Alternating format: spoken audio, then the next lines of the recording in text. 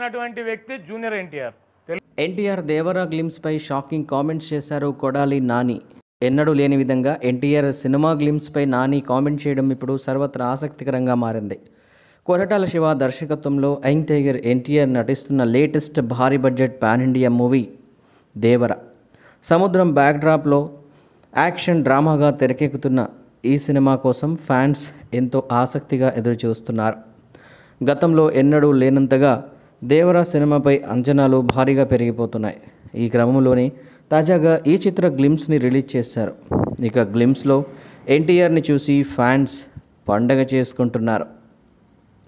1 నిమిషం 16 సెకండ్ల నిడివితో ఉన్న ఈ గ్లిమ్స్లో ఎన్టీఆర్ యాక్షన్ సీన్తో అదరగొట్టేశారు.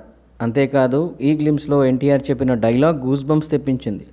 ఈ సముద్రం చేపల్ని కంటే కత్తుల్ని నెత్తురుని ఎక్కువగా చూసింది, అందుకే దీన్ని ఎర్ర సముద్రం అంటారు అంటూ చివరిలో ఎన్టీఆర్ చెప్పే డైలాగ్, ఆ తర్వాత వచ్చే బ్యాక్గ్రౌండ్ స్కోర్ ఫుల్ హై ఇచ్చింది.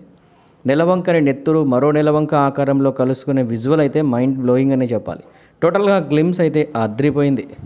ఈ క్రమంలోనే దేవరా గ్లిమ్స్పై మొదటిసారి ఎన్టీఆర్ అత్యంత సన్నిహితుడు ప్రముఖ రాజకీయ నాయకుడు కొడాలి నాని సోషల్ మీడియా వేదికగా రెస్పాండ్ అయ్యారు. దేవర, ఈ పదం అంటే నాకు చాలా ఇష్టం.